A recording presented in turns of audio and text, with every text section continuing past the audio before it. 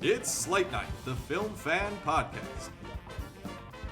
Now, here are your hosts, Corey and Mason.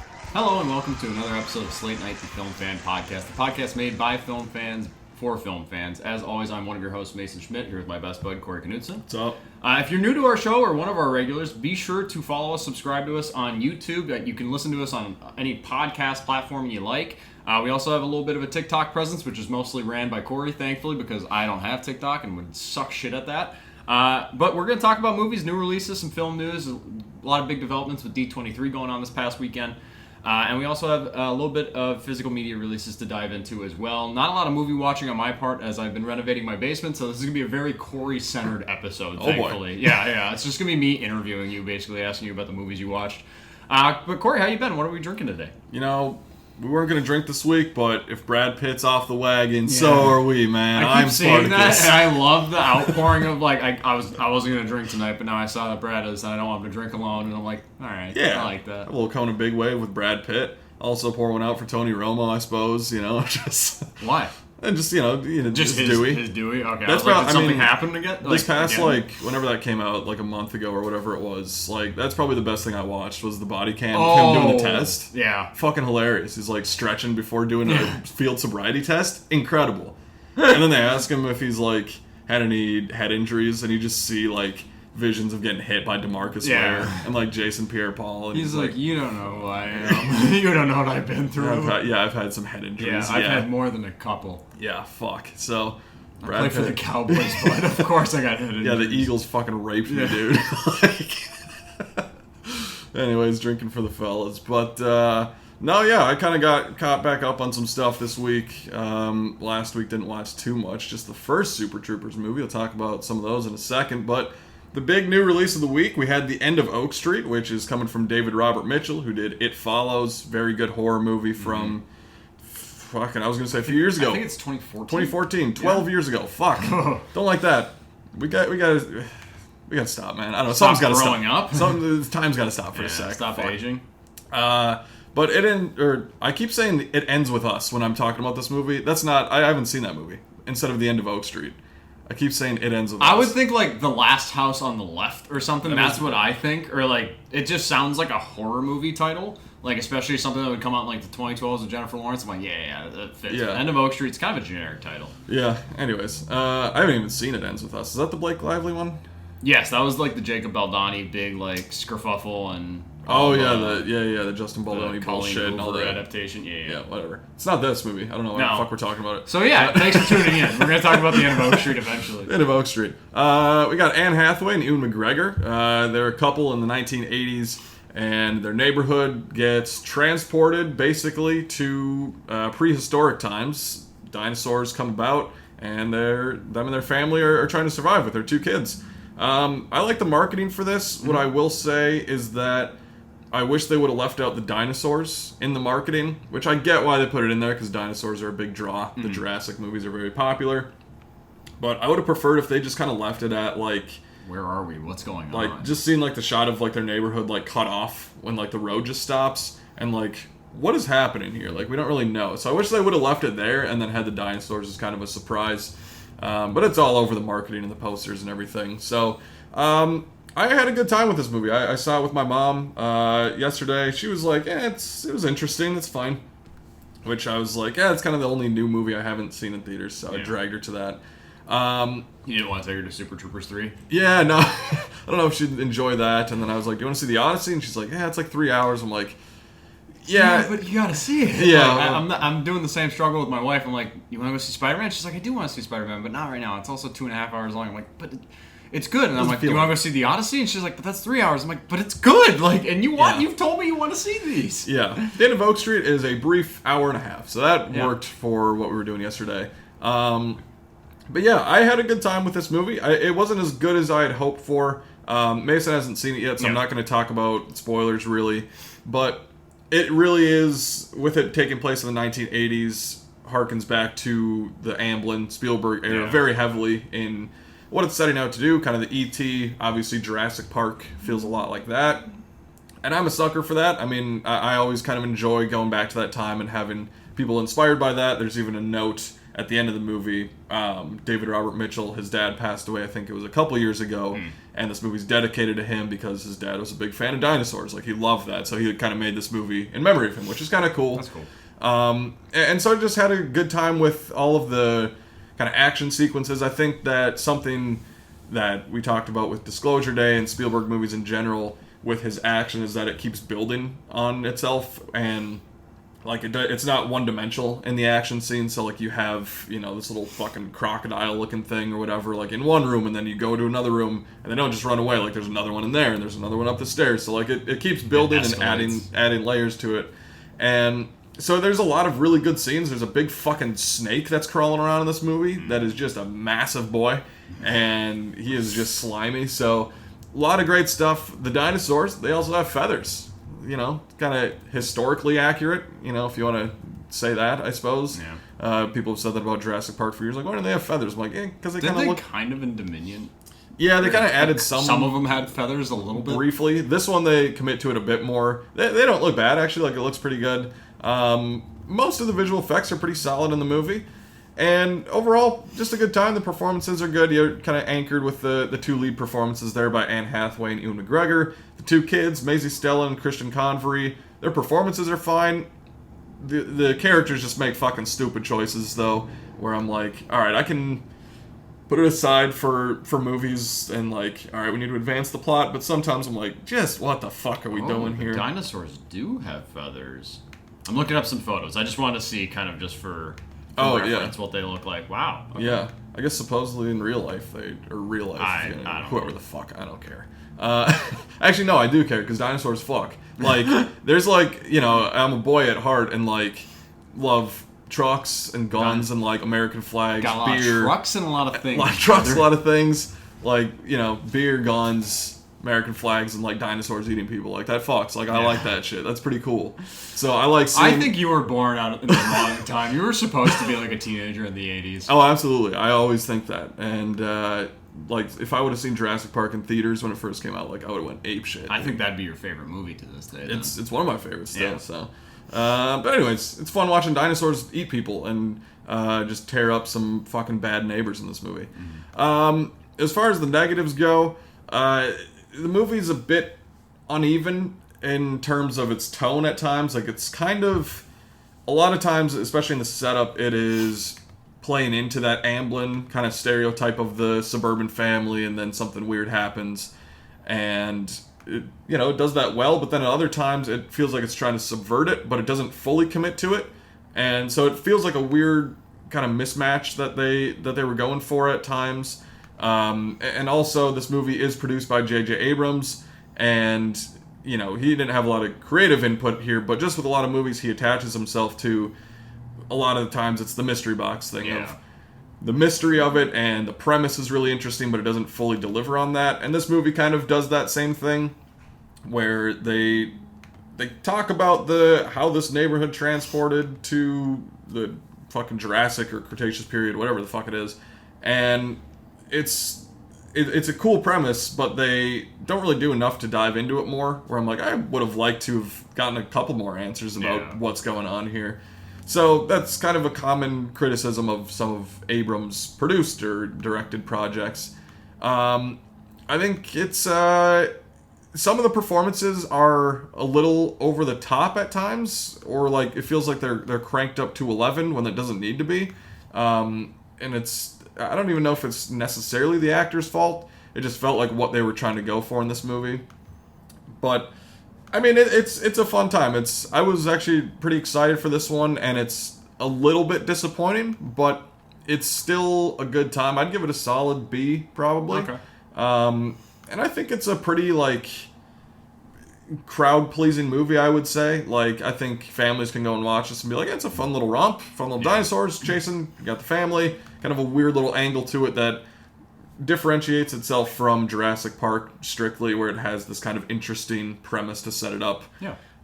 So I like The End of Oak Street. It's certainly not one of the best of the year, but I think if you're just kind of itching to go to the theater after this great month of July, and you're looking for something in August, there's worse things than this movie for sure. It sounds like a good August movie, good for like the dog days of summer. And this is the movie that came out this past week that I really wanted to go see, but between basement renovations and stuff, I wasn't able to make it out to the theater this past week. But I do have the next couple of days off in between, kind of finishing touches on some things with the basement. I'll probably run and check this out. How is the pacing of this movie? I did pull up that runtime and see that it is like an hour 39, somewhere in there, like a little bit over. But with it being a shorter film, is it paced relatively well?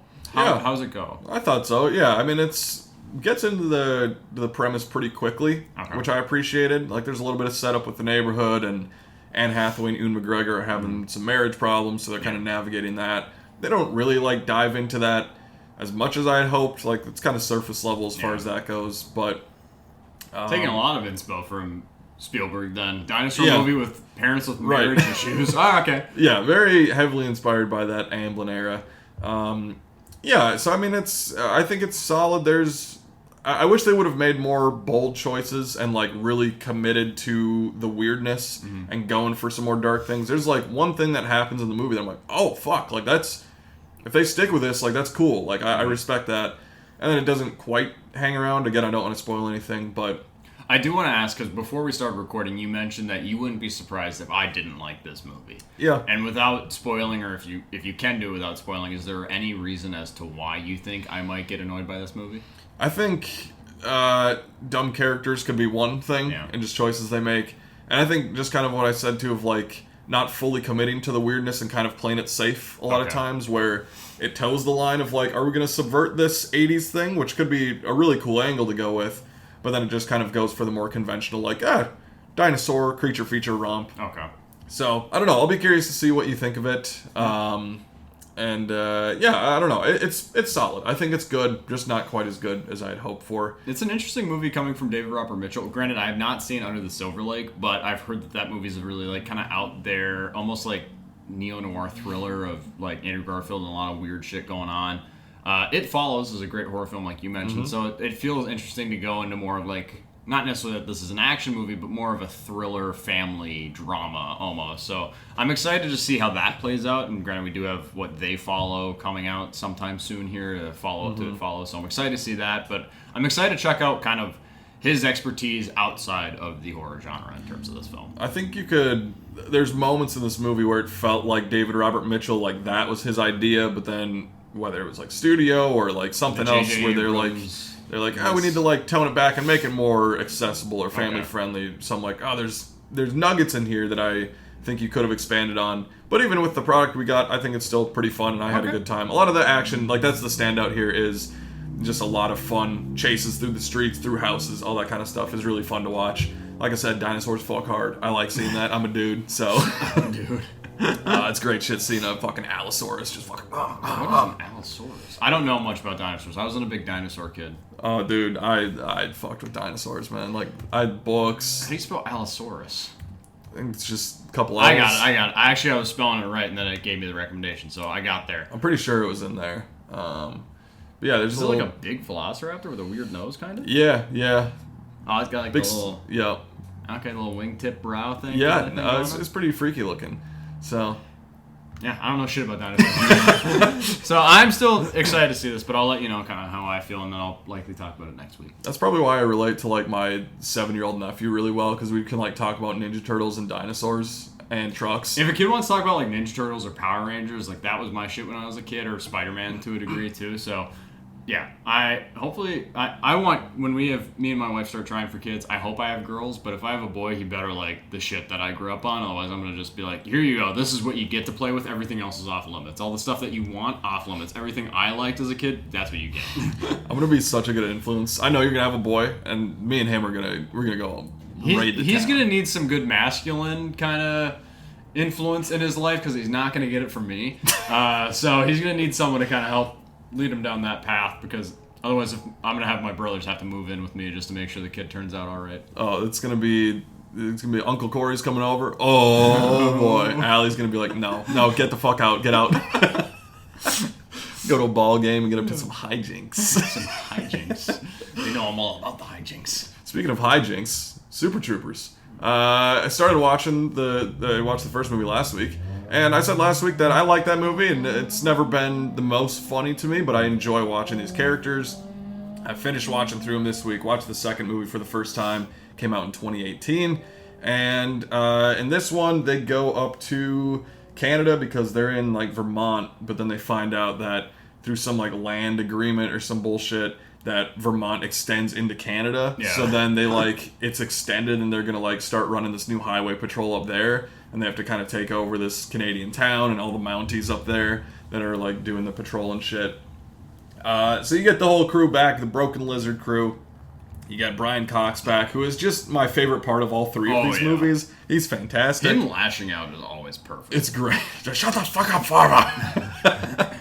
And then you have Rob Lowe as the mayor of this Canadian town. Yep. He's doing his, did the whole Canadian accent and shit.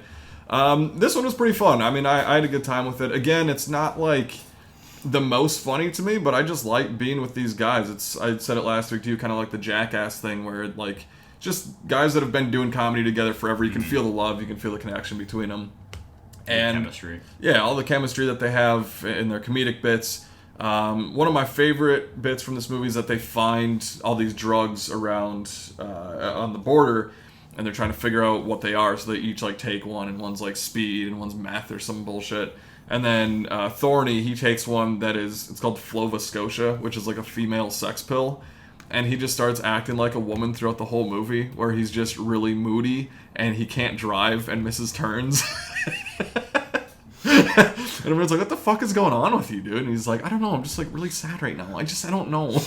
That was my favorite recurring bit from this movie. But, I mean, it's pretty fun. I mean, you got the kind of Canadian fun of it, of the Americans and the Canadians kind of rivalry. And then we had the third movie come out a couple weeks ago, which I was happy to see it in theaters, and, you know, just the first one I'd seen in theaters, obviously, probably not going to make another one. Although there is a post-credit scene that it's a joke of a fourth one, kind of. But if they actually did make it, I'd be thrilled, because it's focused on Brian Cox. It's a pretty funny post-credit scene. Also involves Linda Carter, who I don't think I mentioned last week. I love Linda Carter. She's the original Wonder Woman, and a bit of lore for my family. My grandpa's brother was at an event one time, and I don't even know what fucking event it was, but Linda Carter was there, and nobody was, like, going up and talking to her or anything. So my great uncle, he was just like, I'm gonna go up and, like, dance with Wonder Woman right now. And so he, like, that's his claim to fame. He always tells that story. He's like, I want to dance with Linda Carter at this, like, event or whatever. And I was like, that's pretty fucking cool. Sweet. But yeah, she's fun in these movies too, as the governor of Vermont. Anyways, but the third movie, we have Farva, who wants to marry Thorny's sister, who is played by Hannah Simone. You may know her as Cece from New Girl. I love her in that show. Yeah, she's great. Very attractive woman. She's very nice to look at. We're pigs. We're just fucking I didn't pigs. say anything. I said I love her. No, in that we show. collectively. I said nothing. She is very pretty, but she's also really funny. Wow, really? Whoa. I'm playing it safe. Yeah, you always play it safe. I'm trying to run a tight ship here. I'll find some clips. I'll highlight a montage of you playing it safe. Yeah, let's see how that goes. This doesn't need to be me. This doesn't need to be a thing right now. Sorry, this is what happens when I get to talk too much on an episode. He says, alright, let's get Mason in trouble. Anyways, Farva's trying to marry Thorny's sister, and Thorny's trying to stop it and just trying to make Farva look like a fucking dumbass and make him look like the oaf that he is with their parents in town and everything. And again, it's pretty fun. This is my least favorite of the three. I think this is the longest Super Troopers movie. It's like an hour 40 something, which is just like a hair too long. Where I'm like, you could cut out a few of these subplots. And they have like this Waymo car or something, or this electric car that can talk to them, and it's in a Canadian accent. Little Like, Kit Knight Rider. Oh, sorry, you can't go down this road there, or shit like that. I'm like, this bit's not as funny as I think you think it is. But again, just like fun to see these characters back together. You have this like little family that's running the wedding event planning that is maybe tied up in some drug rings and shit, so they're trying to stop that. There's just a ridiculous part of somebody that gets kind of frozen in carbonite, so to speak, but it's just maple syrup mixed with drugs. and then they're on they're on top of the electric car, and the car's just driving, like drifting around, and the top is just not moving, like a carbonite person in there. Just absolutely ridiculous. Who's in the carbonite? It's Mac. Oh, okay. Mac is in there. That fits. And then they like start to defrost him. It's just his mouth, like the only thing that can talk, and he's like trying to tell them like who did it to him. The best way I can describe this trilogy to me is it feels like the Pitch Perfect trilogy, where the first one is like kind of a classic and funny, and then each sequel just gets bigger and weirder, and you're just like trying to add too much to it, but there's still like some nuggets of fun in there. That's kind of the best. Interesting comparison. Pitch Perfect and Super Troopers. Yeah. Same trilogy trajectory. It's very interesting, very weird. It's just kind of what came to my mind, where like Pitch Perfect 3, they're doing like spy shit, and I'm like, I didn't watch that one. I was like, I don't need that. I don't need that in this franchise. Fun. I like these characters, but yeah. So, anyways, I'm happy that I watched through all the Super Troopers movie. Again, seeing one in theaters was cool. There was in my theater, it was in one of the screening rooms at the Egan one. Oh, I love that pretty theater. Small. Nice little tight-knit group, and you got the little, like, kind of bar behind you. It's cool. There was, like, one guy over a few seats over from me who was having a good time, and then there was, like, a guy, and it looked like it was his wife and daughter that he dragged to the movie, and he was just howling the whole movie. They weren't laughing, but he was having a great time, which made it really fun. Him. Yeah. Good for him. He's like, you know what, guys? This is my night. This is my movie. It's a Friday night. I want to go see this movie. They're like...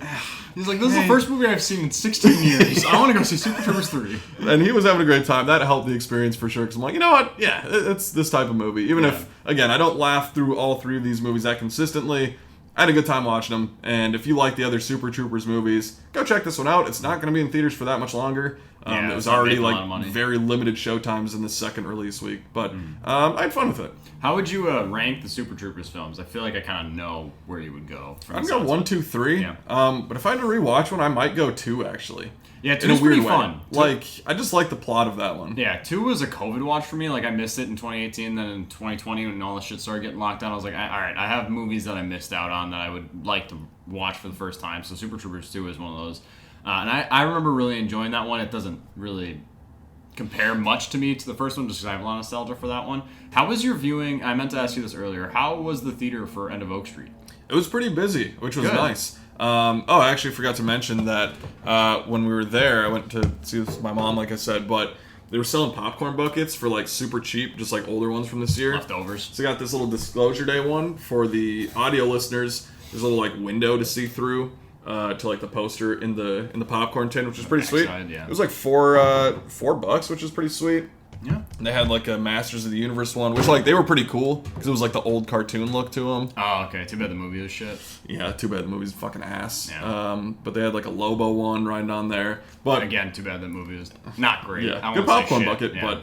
But anyways, my point being that like there's a lot of people at the theater still like seeing the Odyssey and Spider-Man, and like it was even the End of Oak Street our screening was pretty full, which was great to see.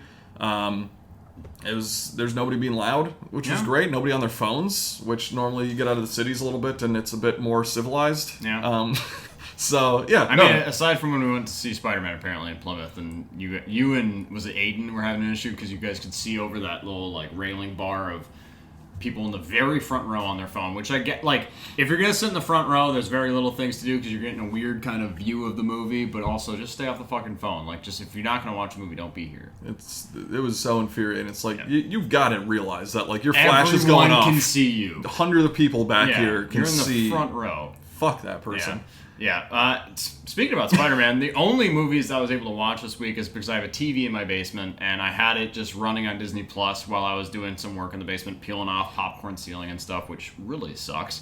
But I started with the first Spider-Man movie, so I feel like this is 3 weeks in a row of me glazing the Spider-Man films. But the first one, the Tobey Maguire movie, is still my favorite. I forget how good Willem Dafoe is in that movie, and it has a lot of my favorite scenes between him and Aunt May. I also watched Spider-Man 2. The first Spider-Man still easily my favorite Spider-Man movie ever made. Spider-Man 2, I remember talking about when Brand New Day came out that it was a toss-up, but I would probably put Brand New Day above it. I will go back and correct that. Spider-Man 2 is a better movie. And rewatching it, it is what I want in a summer blockbuster. It has the best Spider-Man villain. It also has my favorite scene in any Spider-Man film of all time.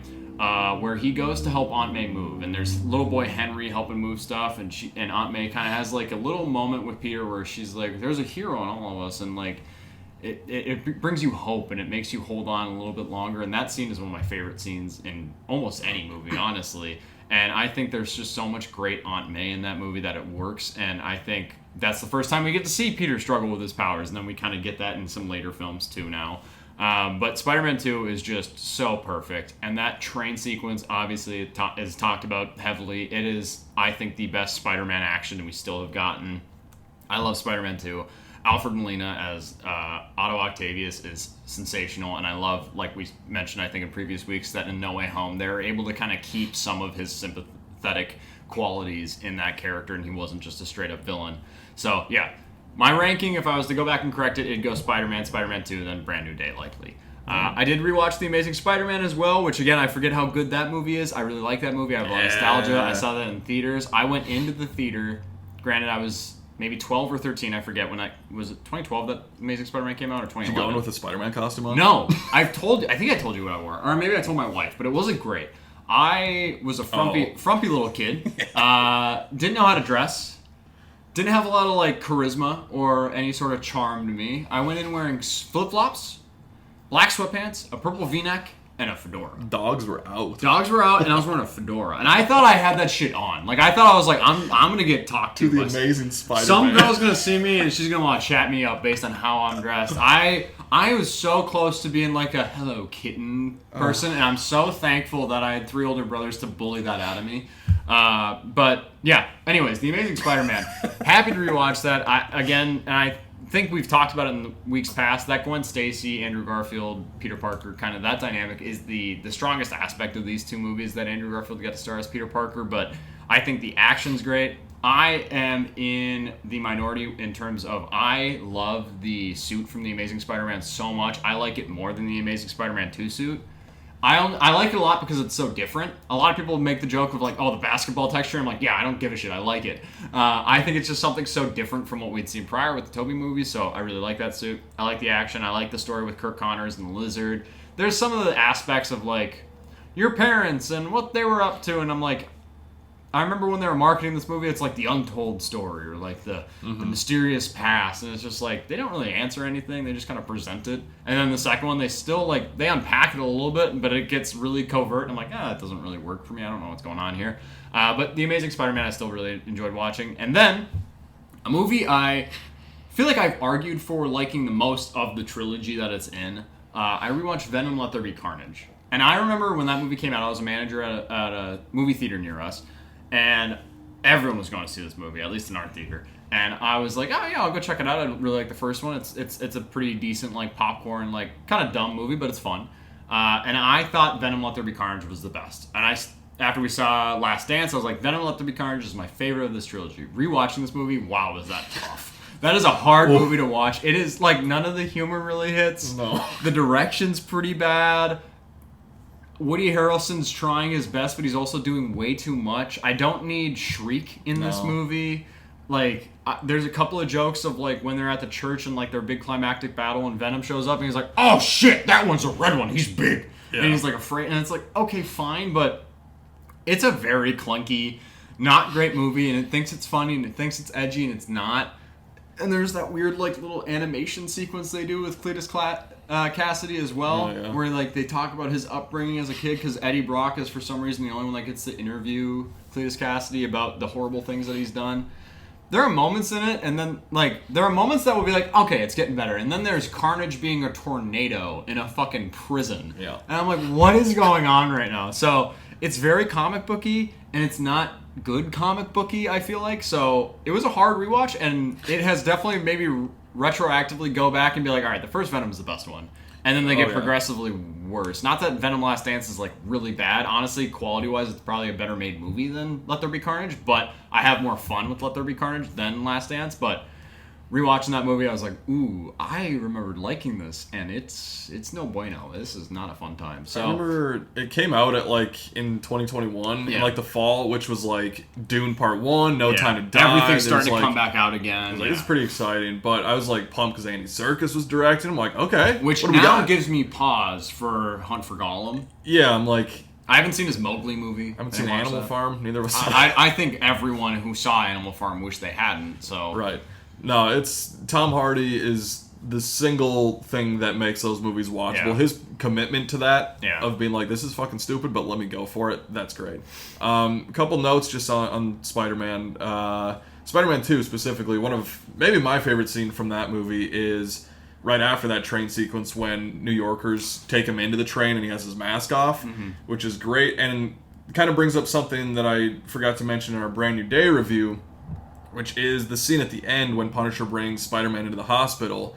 And I know that Rosario Dawson was going to be in the movie as Claire Temple, and that was probably where she was going to be there.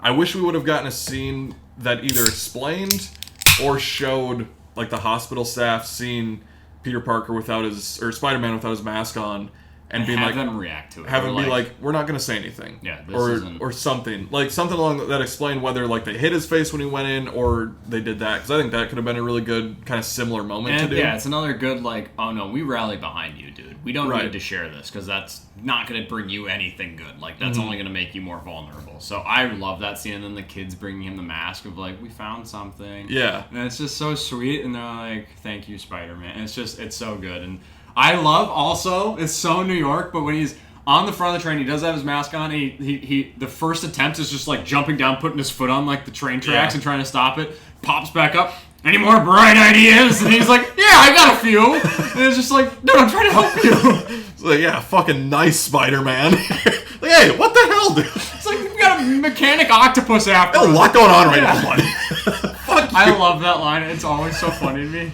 He's like, I'm trying my best. Also, I really like James Franco the most in Spider-Man 2 because he's kind of on a warpath of like his dad being killed by Spider-Man, and then when he finds out that his dad's Peter, and he's like, you killed my dad. And then he's like, we have a lot bigger things going on right now, which kind of that line reading sometimes plays very humorous to me of like, yeah, I did, but we need to worry about this right now. Table that for now. Yeah. We'll worry about that in the next one. Yeah. All right, yeah.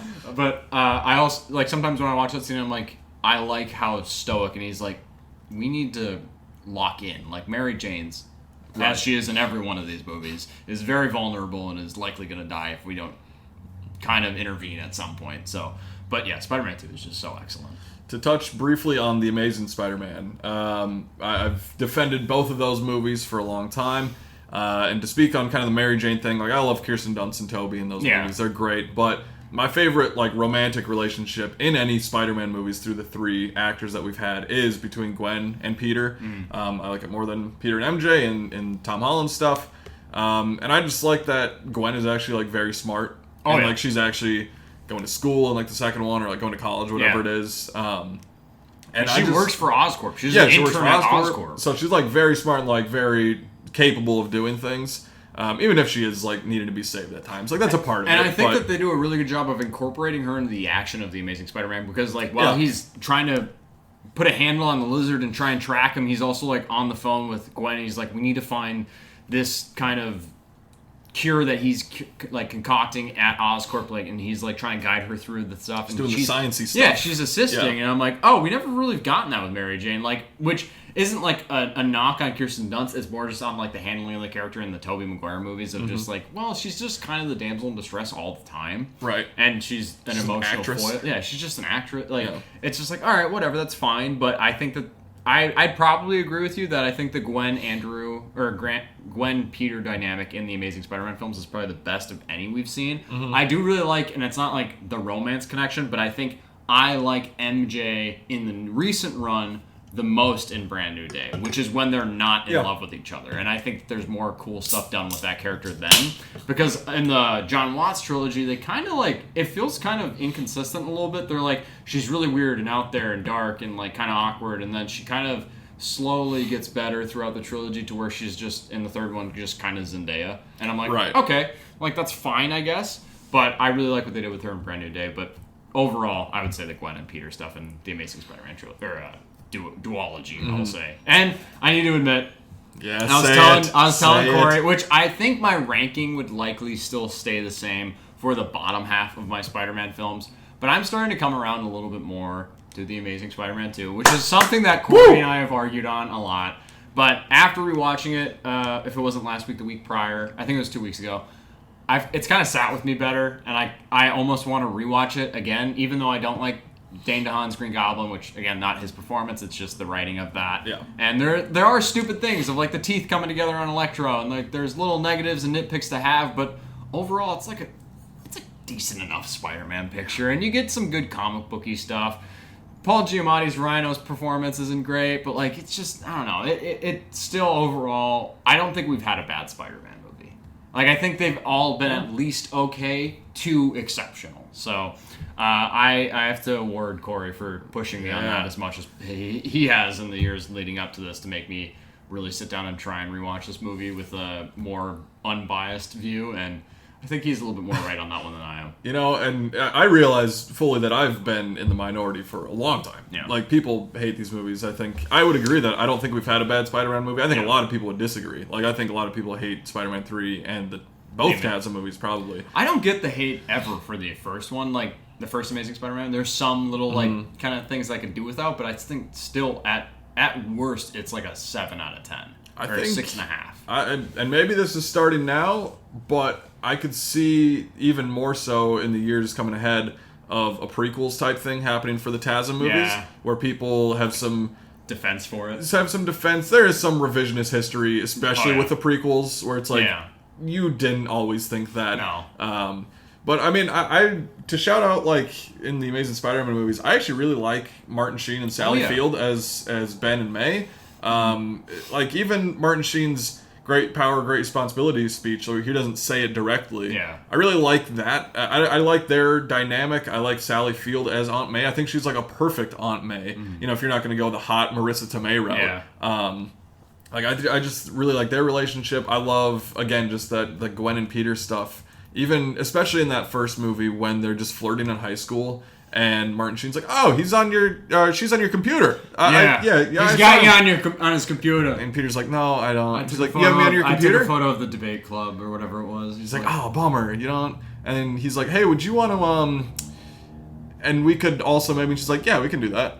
I'm like, "Oh, that's such a sweet works. They're a little flirting." And even when he like crawls up the 20 stories to her room before they eat Branzino with Dennis Leary, and she's like, "How the fuck did you get up here?" And he's like, "Hey, doorman's intimidating. Like, you know, I just came up here." I do think they make his Peter a little too cool and smooth. I agree. Yeah, but I think I also love that dinner scene that he has with Dennis Leary, and they're basically he's arguing that Spider-Man's not like a bad guy; he's trying to do well, and then you're arguing with the chief of police who's trying to sort everything out. It's like you're not going to win, and the conflict at the table, and then he's like, "I'm sorry if I've offended you. I didn't mean anything by it. I'm sorry," and then he just leaves. I'm like, this is good. Mm-hmm.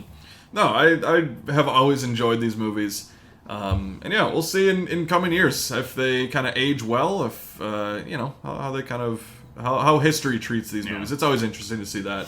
Again, you know, 12, 14-year-old movies, which is fucking crazy. It feels like they just came out yesterday. I remember when The Amazing Spider-Man 2 came out, and I saw it opening weekend, didn't like it. And I get back to school, this was freshman year of high school, I think, and my buddy Kyler was like, "Oh, I loved it, it's the best Spider-Man movie ever." And I was like, "Dude, this movie sucks dick. Like, I hate this movie. And, like, it's so bad." And which I've since come around to a little bit. I do have a little bit more love for this movie than I originally did. So, again, I'll award Corey on that one. He won. He gets that one. He gets that point. I will say the score, I love the Amazing Spider-Man score. Oh, yeah. I think it's, like, Danny Elfman's score is the most iconic, I would say. Mm-hmm. And I think Michael Giacchino's, he does a lot of really good stuff thematically with it, especially with Brand New Day.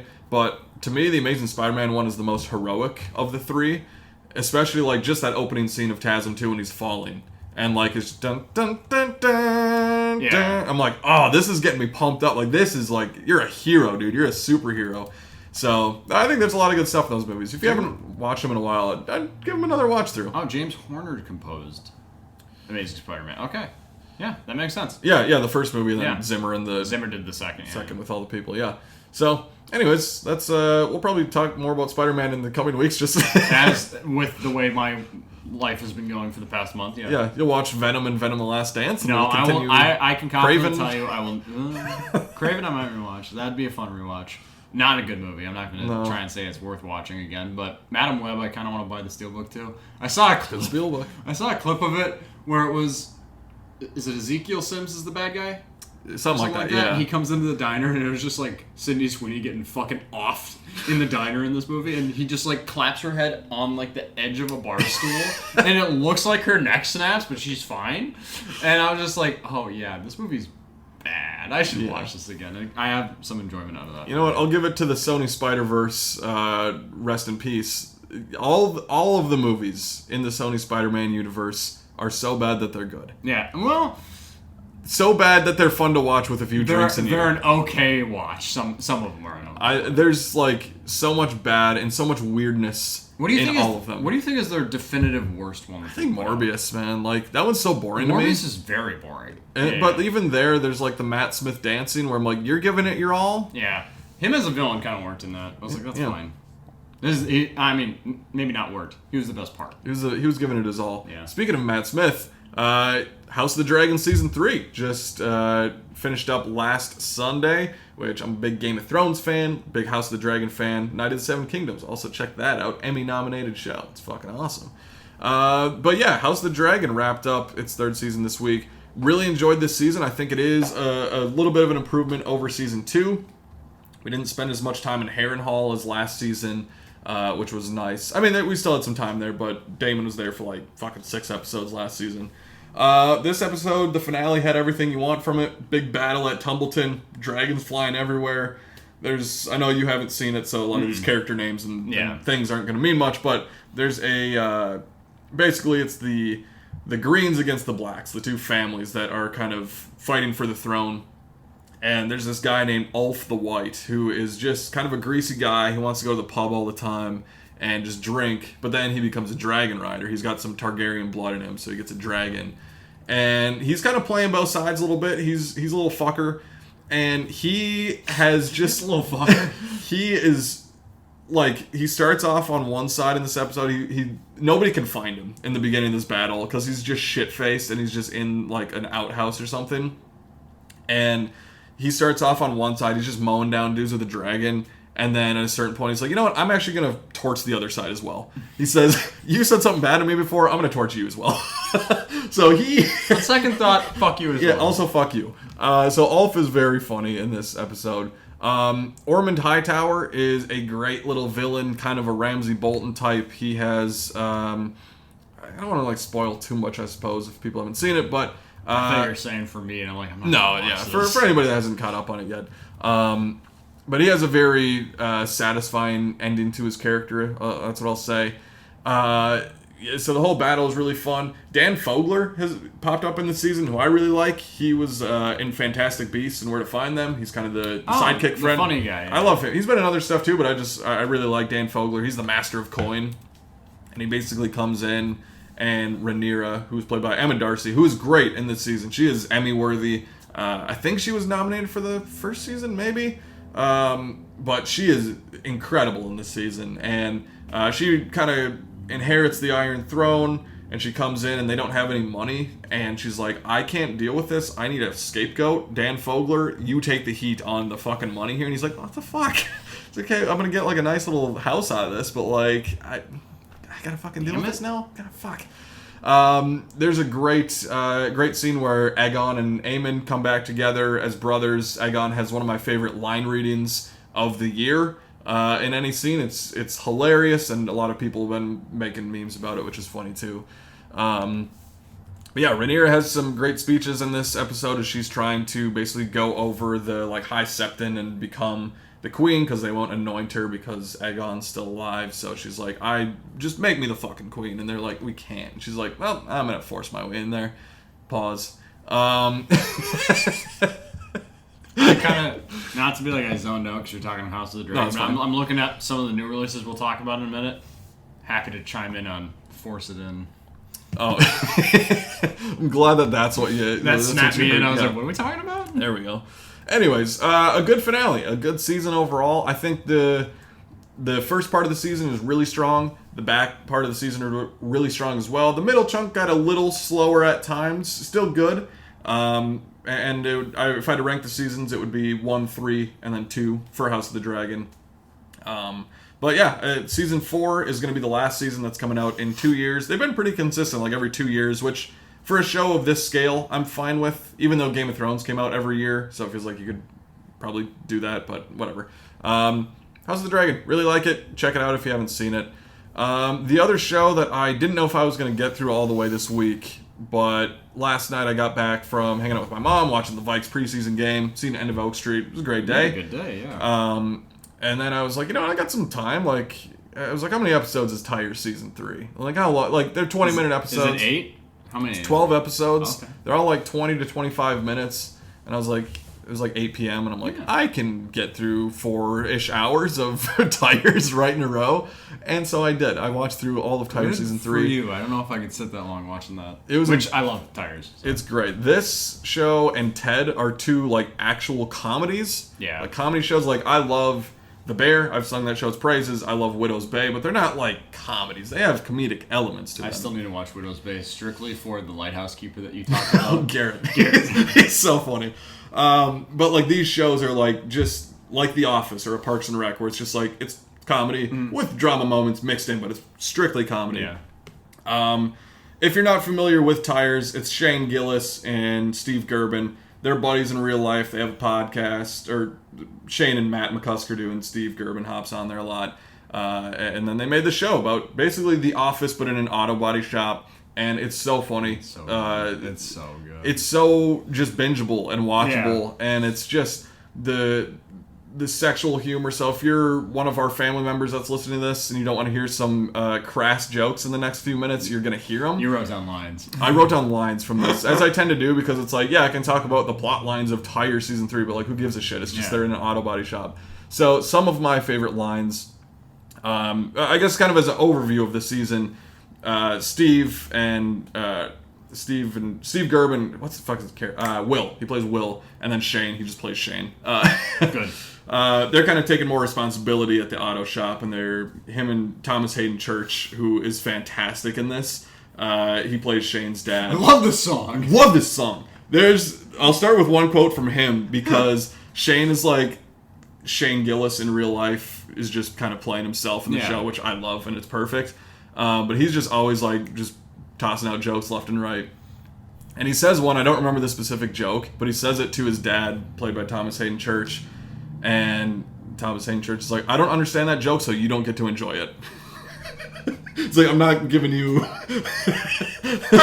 like, you don't get to laugh. What a shut him down. Oh my god. Like, you don't get to laugh at it because I didn't get it. That's awesome. It's fucking great. Also, just a great voice. Thomas Hayden Church. It's like one of the most like soothing voices, kind of. Again, to not harp on Spider-Man too much, really great as Sandman. Yeah. He's phenomenal as Sandman. He should have just been the main villain in Spider-Man 3, but anyways. Absolutely. No, I agree. So Shane, this season, a lot of focus on him. He's kind of going through like an existential crisis. He's in his like late 30s, and he's like, man, I don't have a woman in my life. I don't have a family. He's like, I do. It's like, what the fuck do I do here? And so he's just trying to... He bags a lot of women in this season, which is pretty fun to see. But in like the first episode, he's at an auto shop with Will, because Will's gonna go fire dude, and Shane's just like sitting in the lobby with the daughter of one of the workers. Mm-hmm. He's like, "Oh, what are you up to?" She's like, "Oh, I got a crush on a boy." He's like, "Oh, nice, whatever, blah blah blah." And she's like, the little girl's like, "Hey, you should like flirt with this girl that's waiting for her car to get done." And Shane's like, "Yeah, you think so? Like, probably, yeah, I can do that." All right. And he's like, "Hey, what's up?" And the lady's like, "Oh, I'm not friendly." He's like, the little girl look at each other. He's like, that was the worst thing that could have happened. Like, that's the worst case scenario. Shut down like that? I'm going to start using that. Oh my god. If someone tries to do small talk or talk about the weather, I'm not friendly. Not friendly. I'm not friendly. Stop. I'm not open to business. No. The end of the first episode is the only one that has kind of like a mid-credits scene.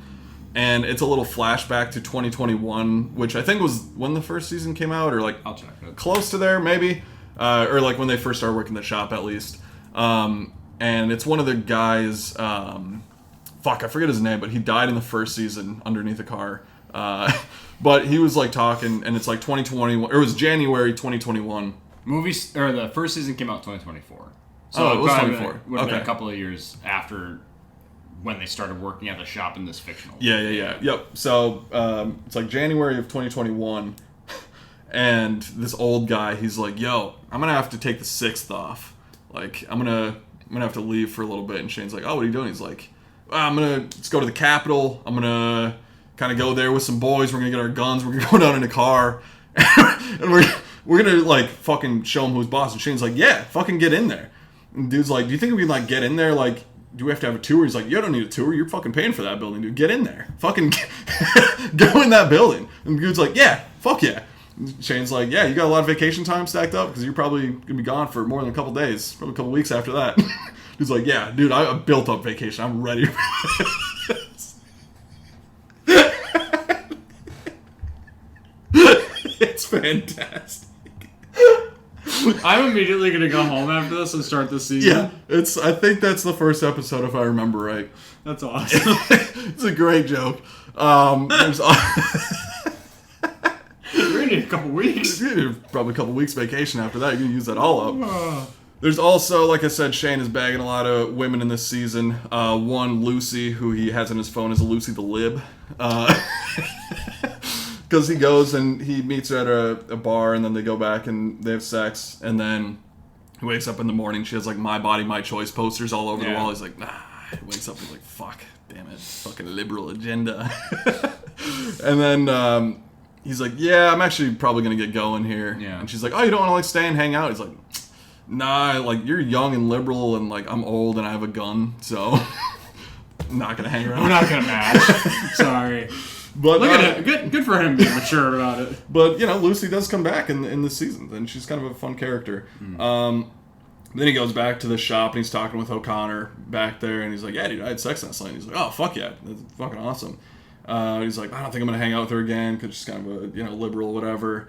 And then O'Connor's like, you're not going to fuck her because of her politics? And Shane's like, nah, dude, I'm a guy. Like, she could literally be a Nazi. Like, I don't give a shit. It's like, fucking Nazi? I don't care. Yeah. O'Connor's like, you would fuck a Nazi? Are you serious? I love their comedy. It's just so, like, true to the stupid conversations you get in at work. Like, I don't work at an auto body shop, but I'm like, this makes sense. This works. This is so good. I think immediately after that scene, Will, again played by Steve Gerben, he's trying to help out Shane. He's like, hey, I'm going to help you how to eat a girl out. He's like, I got a book on it, which Steve Gerben in real life has talked about this. Grandma, if you're watching. Yeah, sorry. There's more coming. Yeah, it gets worse. Stop. He's like, here's a book on it. And Shane's like, no, that's fucking gay, but, like, give me the book. So he takes the book and he's reading it. And a line that, like, I haven't had a comedy in a while, have a line where I just had to pause it and just laugh for like 5 minutes straight and then get back into it.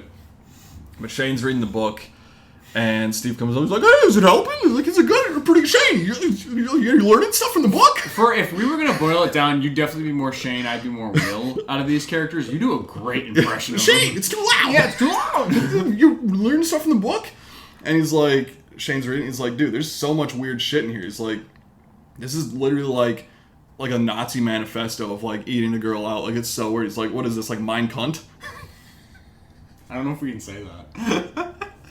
We might have to start instilling, like, bleeps. we might need to start bleeping us out. Make us more viewable for YouTube and more monetizable. I think if it's after the first, like, minute, you're fine. I think you can say shit. I feel like that might have changed. I don't know many YouTube channels are saying that word. That line had me fucking... It's a quote, so maybe dying. we're fine. It's a quote, yeah. It's paraphrasing. That line, I just fucking crying laughing. The last line I'll say is that, here's another word that we probably shouldn't say, but I'm going to say it. Please, can you... Oh, there's a couple more. Can you type the word where your cursor is? No. Okay, fine. There's one where... Again, we might need to start bleeping stuff. That's fine. O'Connor is working on this autistic dude's cars who really wants to be friends with him. Oh, you can't say this word. And you can't say this word. Oh, no, not that one. Oh, okay. So anyways, he's working on this autistic dude's cars who comes in and he's like, dude, I got these old cars I want you to work on. And he's like, what's your favorite dinosaur? Like, what's your favorite monster truck? Whatever. And O'Connor's like, I just kind of want to work on your car, man. Whatever. And then the dude's like, do you want to go get, like, donuts after this? Like, I can, like, show you the old cars in my house. And O'Connor's like, sure. Yeah, I guess. It'll be nice, too. Whatever. And then the dude's like, all right, well, like, my brothers are there, and, like, so if we come back with donuts, they can't have sprinkles on them, because sprinkles on donuts are for queers and socialists, so we can't eat those. And he's like, you're gonna have to eat it in the car before we go in.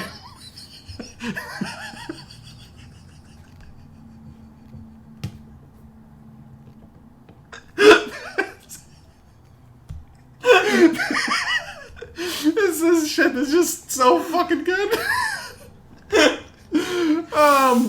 Yeah, so this is pretty funny. If you have our humor, if you don't have this humor, this has been an awful segment for you in this show, but I think it's fucking hilarious. I will say, so season 1 is good, and I really liked watching it. It was really funny. Season 2, I was really blown away by, like, I was like, oh, they're really, like, it's good storytelling and it's very funny. Yeah. Does it kind of still follow that trajectory? Is it getting better, or is it on par with like season 2? Yeah, maybe? absolutely. It's very much Kyla, who is kind of the like front desk person at the place there. She gets a nice little arc in here, or at least like one really solid episode where she's like kind of a, not to be mean, but more of like a trashy girl kind of. Yeah. And then like they go out to a bar, and all of the high school girls that she went to high school with, that she played volleyball with, are all hanging out without her.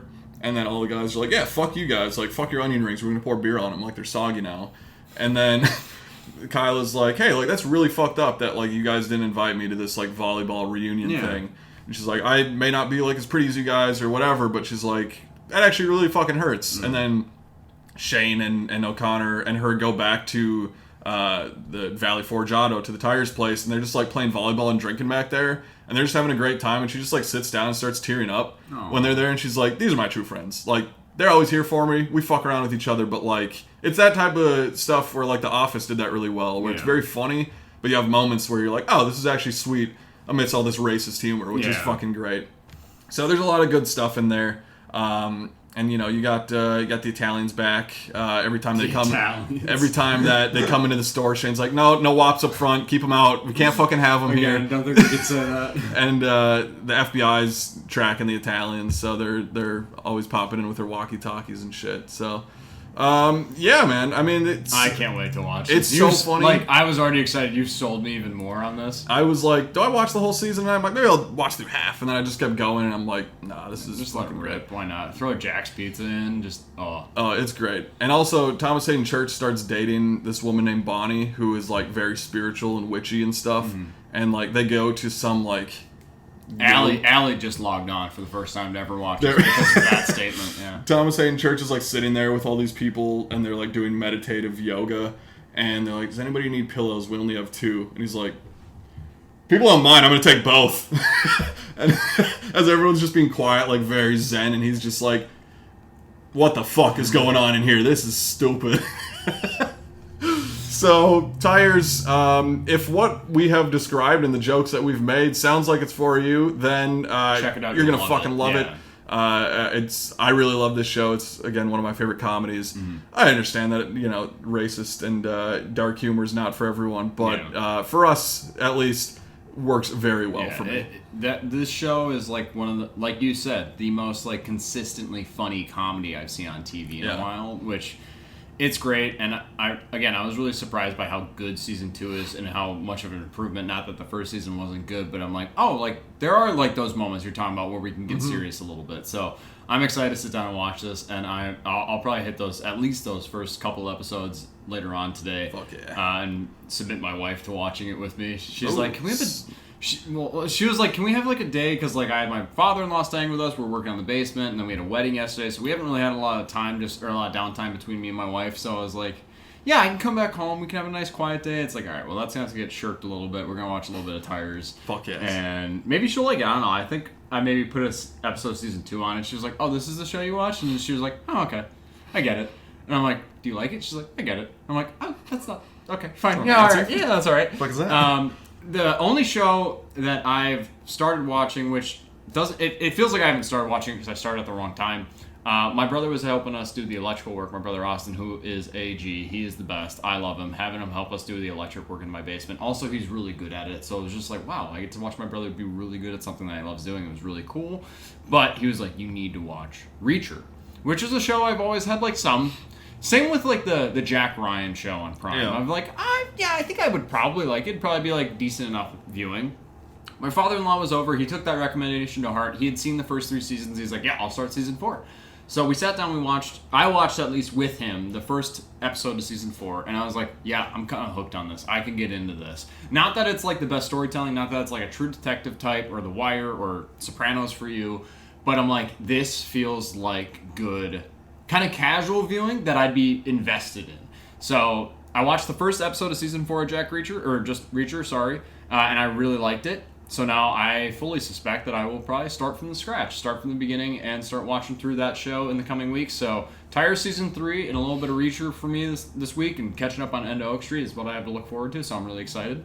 A lot of TV this week, which isn't something I typically do. But yeah. Not that you sold me on Tire season 3, but you further solidified that I need to watch it like right now. Yeah. So thank you for that, and I'm not surprised that you liked it as much. I know I'm probably going to love it as well. Looking at the new releases coming out in theaters this week, for August 21st, we have Insidious Out of the Further, everyone's favorite horror franchise that just keeps pumping them out. I will say, and I haven't seen all of the Insidious films, I feel like they have been likely more consistent than when you encapsulate all of the Conjuring films or that universe. Because like some of the Conjuring movies, The Nun, like you can just kind of, don't touch that. Yeah. But I've heard at least like okay things about even the worst of the Insidious movies, and I really like the first 3. But we have Insidious Out of the Further coming from director Jacob Chase, who did Liar and Come Play, which I've heard about Come Play. This is bringing Lynn Shay back. The horror kind of, it looks like a new story, but having that Lynn Shay connection to bring it in and make it feel like the Insidious franchise. The trailers have kind of worked for me, and I'm not up to date on all the franchises. I haven't seen The Last Key or The Red Door. But I'm like, you know what? A horror movie in August? Why not? I might go check this out. We also have a good little action romp coming with Jason Statham called The Mutiny, directed by Jean-Francois Richet, director of Assault on Precinct 13 from 2005, as well as Plane, everyone's favorite Gerard Butler movie from the past couple of years, I think. But this looks like very much Die Hard, just on a boat. And it looks like just straight up action fare of like The Beekeeper and stuff like that. And I'm like, you know what? Statham. Yeah, and I like Jason Statham. He works. He's great. So, and I love the Transporter films that he's in. So maybe I'll go check this out because it's August, so Dog Days. I'm gonna do a little catch up work, but I'm also itchy to just see something new. These two off the dome. Maybe I'll need to rush out to see them. We also have Tony, directed by Matt Johnson, who directed The Dirties, Nirvana, the band, the show, the movie, which is a movie I watched earlier this year. But notably Blackberry, which is a movie that is just like burning a hole in the filmography of movies that I've not watched, and I've heard nothing but great things. I love Glenn Howerton in Always Sunny in Philadelphia, and I've seen snippets of him in that movie, and I'm like, I think I would love this movie. So I'll need to check Blackberry out, but also I'm interested in Tony because it is a story about a 19-year-old Anthony Bourdain, who, one of the coolest guys I think to have probably ever lived. But Anthony Bourdain travels to Provincetown and stumbles into a chaotic world of restaurant kitchens, setting off a summer that will shape the course of his life. I've heard relatively, really strong things about this movie, so I'm interested in that one coming out. A movie I know nothing about, The Magic Fairway Tree, coming out from director Ben Kreger, director of All Stars and Fatherhood. Has Andrew Garfield, Claire Foy, a little bit of a good cast here. A modern family relocates to a countryside where the children discover a magical tree with eccentric residents. They're transported to a fantastical lands, rekindling their family bond through adventures. It looks like kind of a good family romp, but I've also, again, heard good things about this, even though I don't know much about it. And then maybe the watch of the week in terms of a new release for me. I've already mentioned that I might go check out some of the other ones, but It Ends. I've heard nothing but great things in terms of it being kind of this like smaller scale, smaller budget horror film coming out. The trailer really works as it's friends on a late night food run become trapped on an infinite highway with otherworldly terrors lurking beyond. I keep seeing this trailer pop up anytime I go to the theater, and I'm getting sold on it, and the reviews have been largely fantastic. So this might be the one to check out for me if I can find it in a theater near me. Also, we have, I don't know the full title, but Camp Miasma is still in limited release. I think it's showing at a couple theaters near us. If it branches out more into like a wide release and I can catch it then, I'll watch it then. But if I can find it somewhere near me this week, I might try and march out to go see that. Moving into physical media roundup, didn't buy anything this week. Home renovations are hurting my bank account. But I did get, finally in the mail, like 3 weeks after it released, the Mortal Kombat 2 Steelbook, which is, I think, the best Mortal Kombat movie ever to be made. And I think in terms of what you can expect from a Mortal Kombat movie, this gives you everything you would want. Granted, I'm not the biggest Mortal Kombat fan. I don't play a lot of the games. I played a little bit of Mortal Kombat X with my college roommate, and I had a good enough time doing that. It's a good little fighting movie, or a fighting game. I really enjoyed this movie. I'm happy I added this to my collection. Also a good saucy little steelbook, so I like that. Yeah, I think I still prefer the 95 version a little bit over that one. Yeah, it's got the good cheese in it that this movie doesn't, like, it touches on, but that movie really sings with, so there's a lot of good nostalgia to that original one. Modern Mortal Kombat movie, like, that's about as good as you could probably get. I'd be happy to see another one, too. Yeah, that'd be interesting. Coming out this week, not a lot of big things coming out. We have Wag the Dog. Troy, the Arrow Video 4K is coming out. It's a pretty nice release of that. Hopefully I will be getting that in the mail this week. Yeah, that's Maybe right. that'll get pushed out. Who knows? I have the Barbarian 4K on the docket for Monday. Nice. And then supposedly this Troy Arrow Video release will come on Tuesday. Hell yeah. And then some other things on 4K. Pop Out, Flight, Repo Men, The Island, the 1980 version, and MacArthur. Into the movie news, kind of the biggest thing from the week, we had D23 this weekend. It's actually wrapping up today. This, if you're not familiar, is kind of Comic-Con for Disney stuff. They announced a bunch of stuff for their movies, TV shows. I think today they're actually doing like a bunch of Disneyland and Disney World like park stuff, which I don't really care about. Every time I see those, I'm like, who gives a shit? Like I've never gone to a Disneyland park or a studio or whatever. I just don't give a shit. Yeah, so we're more interested in the movie and TV stuff, obviously. A lot of big things that came out. We kind of teased it last week. We're like, will they do any casting announcements for X-Men stuff? Well, they did. Which I didn't think they would, and you were right on. They decided to take out, at least like the kind of core group, it seems like. We already knew Sadie Sink as Jean Grey, Kit Connor as Cyclops, and Samara Weaving as Emma Frost. We've talked about all three of those before. But they brought out on stage Christopher Abbott as Professor X. That's awesome casting. The best casting of this core group, which everyone else was great, but I love Christopher Abbott so much. Watch the movie Piercing. Watch Possessor Uncut. Yep. Watch him in anything he's in. He was even pretty good in that Wolfman movie that came out a number of years ago. I love Christopher Little Abbott. Roll and Poor Things. Oh yeah, I want him in everything. We've been singing his praises for years, so him as Professor X, I think, is fucking perfect. I'm really excited to see whoever, if they introduce Magneto in this first X-Men bout that they do at Marvel, I'd be really interested to see who that other side of the coin is for him. Yeah.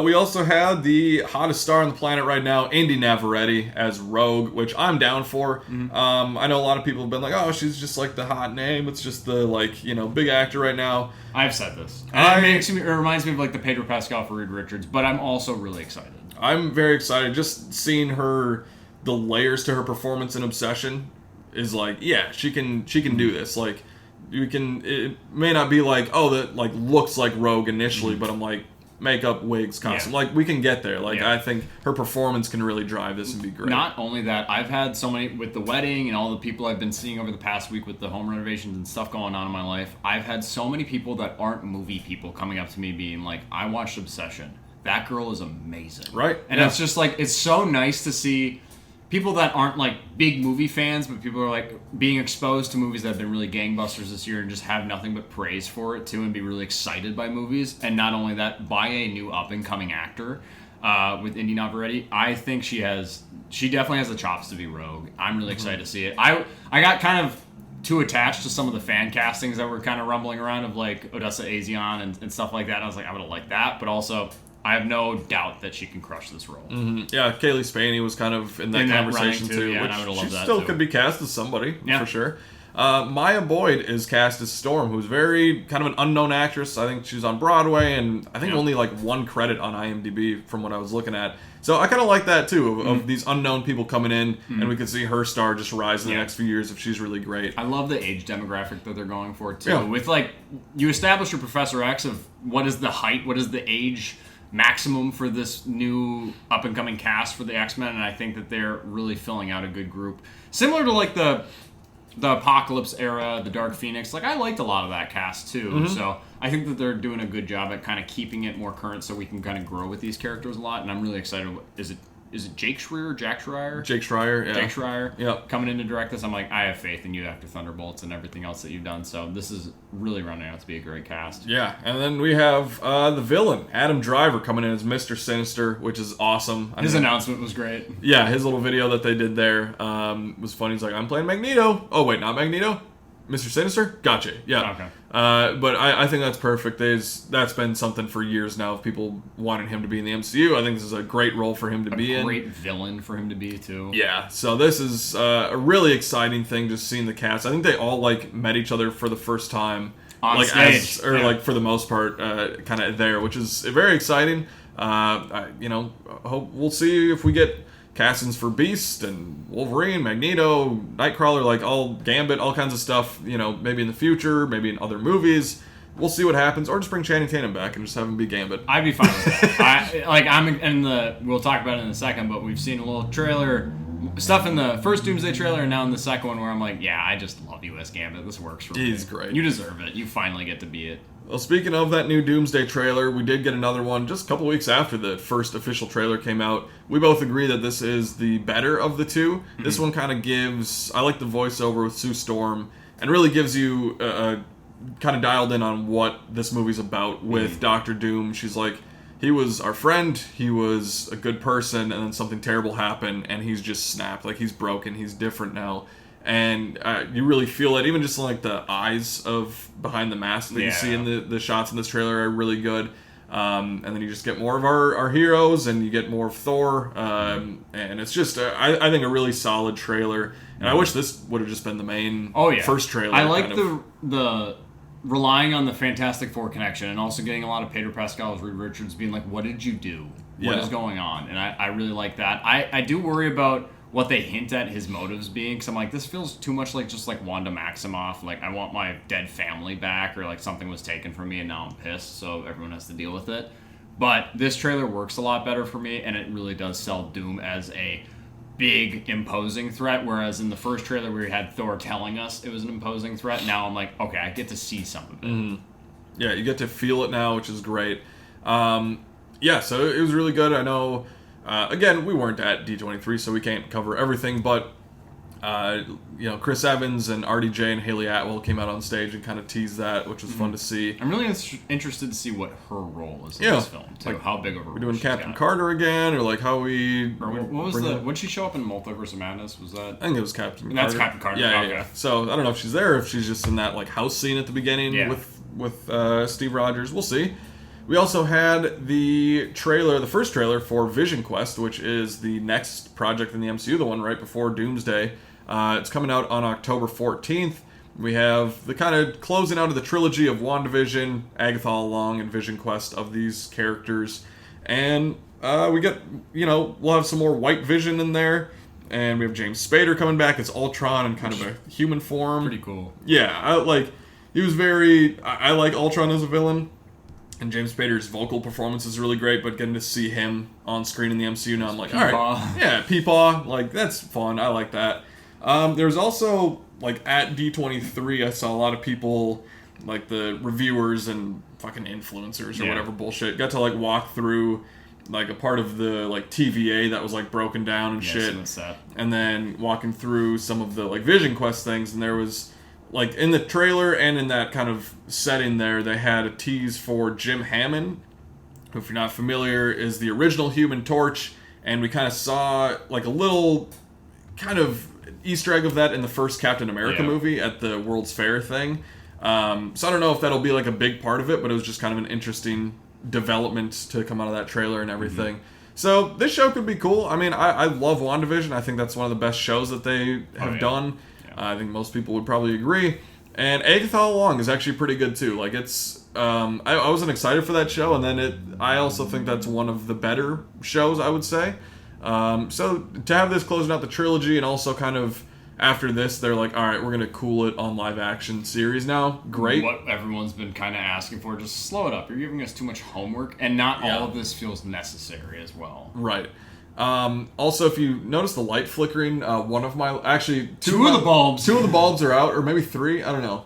One of them's kind of going in and out, so anyways. I noticed it earlier, and I was like, is one of these lights malfunctioning? No, it's definitely one of the ones up there. Yeah. Anyways. New studio to come. Yeah, we'll be there in a few weeks. We'll maybe put the Disclosure Day bucket back there and some other cool stuff. Oh, yeah. Last thing with the MCU, there was a little video with Hugh Jackman, as he was kind of... Ryan Reynolds was off screen being like, hey, like, ask Kevin Feige if we can be in Doomsday. We'll see if they're in Doomsday or not. Yeah. It'd be kind of funny if they weren't. But Yeah, so some good MCU stuff. Great announcements. We're pretty happy with that. Some Star Wars things. We had the Ahsoka Season 2 trailer, which that show's coming out in January of 2027. Super pumped for that. I love the first season of Ahsoka. I think it gets slept on. A lot of people kind of dog on it. I really enjoyed it, and I'm not like well versed in like the Rebels Star Wars like animated show, and I've watched almost all of Clone Wars. I really enjoyed that first season. It's gonna suck not having Ray Stevenson back, but I'm really stoked for it. In the trailer, we see more Hayden Christensen. You see some more Clone Wars flashbacks, which that was a really cool part of that first season. So I'm excited to just dive back into that world. Thrawn is such a great villain. He's one of the best Star Wars villains, I think, just in Rebels and everything. He's awesome. So getting more of that is really cool. Something that maybe the thing I'm most excited about, honestly, is on February 19th, 2027, we're getting the original theatrical release of Star Wars. Unfucked with. Yeah, the unedited, the not specialized version of the original Star Wars. Not A New Hope, just when it was known as Star Wars. Yeah. And it's coming out in theaters for the 50th anniversary. We will be there. We're probably going to see this together. I hope we get like an official release for physical media after that too. That'd be so nice. That would be great. Because do it for all of the original trilogy. Bring back the original viewing of those movies. Because there's some the bootlegs out there and some things. I got a couple. They're floating around. But that'll be really cool. And then we did have a Star Wars Starfighter little segment on there. That's coming out in May of next year. Got a first little teaser. It hasn't been released yet, but it played there. Looks pretty fun. Ryan Gosling is playing Cade Oberon. They had like a jacket that he was wearing with like the Rebel signal upside down, it looked like. I thought his jacket was a bit extra. Yeah, it's a bit much, but whatever. It's like, yeah, I get it for the D23 fans. Like, sure, fuck it. But they also released kind of like a first poster, which had like the old school Star Wars font and then Starfighter over it, which looked really great. So I'm actually pretty excited for that movie. And this relationship with Ryan Gosling and Sean Levy, obviously they'll be doing Ghost Rider together. Yeah. So I'm actually kind of pumped for that one. It feels like Disney is trying to get back to classic Star Wars in a way. They're like, all right, you guys aren't biting at Mando and Groglet. Not biting at that, so we might as well try and revert back to what everyone really loved, which is that original 3. And that basic poster, but you have the right font, and I'm like, you convinced me. Yeah, that wins me over. Into some stuff from both Disney Studios and kind of their main animation branch. We have Hexed coming out in November. It was announced that Jodie Foster and Walton Goggins are joining the cast. And then we had some stuff for Frozen 3. They released a little teaser there. That's coming out in November of 2027. And there was, Kristen Bell and Idina Menzel, Josh Gad, who I guess got out of the Wonder Man thing, and he's back. Yeah. He's out of the stomach of that person or whatever it was. Was that Doorman? Doorman. Such an awesome episode. Such a great episode. So he found his way out of there somehow and performed his song as Olaf at D23. And we had the Tangled live action remake, which we don't need this, but it's coming out in March of 2028. Kind of got a first look at Tegan Croft as Rapunzel, Milo Manheim as Flynn Rider, and Catherine Hahn as Mother Gothel, which I like that. That's good. That's been the fan cast, but that's good casting. But Tangled is so good, and it's kind of the Moana thing where it's like it's too recent, and we don't need this in any sense. Lilo and Stitch 2, the live action sequel that they're doing. They're gonna have the little pink one, 624. It's named Angel, I guess. I watched through all the Lilo and Stitch movies last year. I don't think she was in there. I think she was in the show, maybe. Oh, okay. A little thing. So, I don't know. She could have showed up. I don't remember. That's coming out in summer of 2028. And then a new movie that they announced is called Clay, with Kieran Culkin voicing Flip, who he's the world's worst mentor who is tasked with mentoring a young ball of clay named Mushy. Yeah. Sure. I think I don't know. Like Mushy, like I saw like the Mushy, art of it, and I was like, I feel like you guys just need to sell new like stuffed animals and toys. So here's your new Disney character to sell. But also, I'm like Kieran Culkin. All right, yeah, I'm fine. Yeah, sure. Maybe I'll that check can this work. one out. It'll come out in November of 2028. And then they teased a little bit of Zootopia 3, kind of building off that post-credits scene of Zootopia 2 with the birds and the feather and everything coming in there. So, no shit that one of the highest grossing movies of all time, they're going to make a sequel to that. I'm not mad about it. I like movies. Yeah, I'm fine with the third one. Into some Pixar news, we got a little teaser for Gatto, I don't know. It's coming out in March of next year.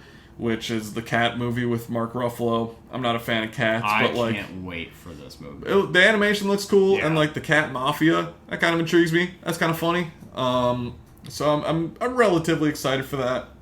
And then we had a little teaser for Ghost Market, which is coming out in spring of 2028, and is kind of like a ghost story, paranormal thing within Pixar, which looked pretty fun. I like the animation in that too. Yep. Incredibles 3 coming out in summer of 2028. There was some concept art released, and they kind of highlighted that it's focusing on the children, the Parr children. So Violet, Jack, and Dash. And they kind of teased a little bit of a new villain, which I love the first movie. That's my favorite animated movie of all time, The Incredibles. I like the second one. I don't love it, but I'm curious to see this one. I'm curious to see how the voice cast sounds. They were sounding old in 2018 even. I'm excited for this because I really do like the second one more than you, but what they also announced, whatever that League of Superheroes, they also might be returning. I'm like, I don't know if I needed that. Yeah, I don't yeah. need that to come back. I'm fine with just running with the Parr family, and I like that they even teased that Bob Parr is like having issues with his powers, like he's kind of hitting like going through another midlife crisis, it seems, and struggling with his strength. So I like the notes of that, but I'm excited to see more of like a Parr children-centered film. Mm-hmm. And then the last big thing was Coco 2 is coming out in 2029. They had some concept art there. Got a fade. He's got the fade. Yeah. Same directors are coming back. We have Ernesto de la Cruz, who was voiced by Benjamin Bratt, coming back for this movie. This is one that I didn't need a sequel for. Yeah. But I feel like it'll probably work. As we get closer, I'll be like, oh, it actually kind of hits. So. I didn't need a sequel to Inside Out, and then I actually really loved the sequel. So I'm hoping that they can strike that kind of same strength of that follow-up. But again, Coco, I'm like, leave it. It works good as its own thing. But where's the Good Dinosaur sequel? Oh, it didn't do well? That's why you're not doing it? Oh, okay. No, actually do a sequel to that and make it better. Yeah. That's the thing to I do. like the Good Dinosaur enough. You could do a better one. You could tie it into The End of Oak Street or Paw Patrol the Dino movie or something. Interesting. Yeah, we did have two dino-centered movies this past week. Yeah. As far as other news that we had, Percy Jackson and the Olympian Season 3, they had a trailer for that. It's coming out this November. Ice Age Boiling Point, which is like the 6th or 7th fucking Ice Age movie. Doesn't matter. I will be seeing this in theaters in February of 2027. I love Scrat. I'm a big fan of that little acorn seeking fuck. I like him a lot. I think maybe John Leguizamo's best role. He was great in the Absolutely. Odyssey, but him as Sid is just fantastic. so perfect. No, he's great. They also, Jon Favreau came out and teased a little 3-part miniseries called Oswald, which is like a little rabbit who's been in Disney animation since the beginning, really. They're just doing a little thing in February of 2027 on Disney+. And then we have Ask and You Shall Receive. Last week we talked about Paw Patrol, and you specifically said if they ever did a Bluey movie, I'd be there to see it. I can't wait for this. Bluey love movie. this. We got a first teaser. It's coming out in August of 2027, so I'm going to hold you to that. I'm taking my nieces and my nephews to see this. This will be so fun. About a year from now, we can talk about the Bluey movie.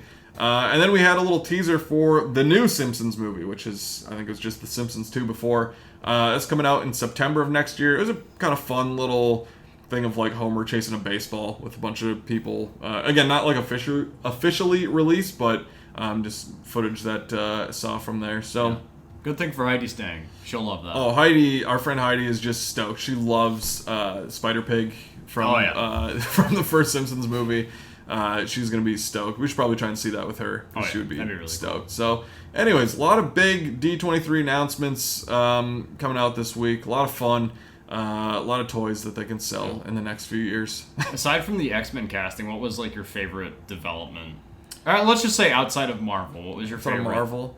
Probably the Ahsoka 2 trailer, season 2 trailer. I'm really excited for that, and like getting a release date, like it's a few months away. Yeah, it's not far. Yeah, that's pretty cool. And just like both Star Wars and Marvel have kind of scaled back on their shows now. It's like, oh yeah, make it less, release less so it feels more special when it does come out. So and it's make it good. Yeah, make it good. Worry about your quality control. We don't need Acolyte and Skeleton Crew. Just scrap those. Give us the good ones.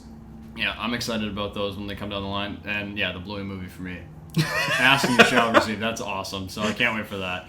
But that will do it for today's episode of Slate Night's Film Fan Podcast. Be sure to follow us on Instagram, TikTok, YouTube. Listen to our podcast. Sometimes if you watch us, you get to see us be stupid and visually witness that, and maybe that's something you want to see.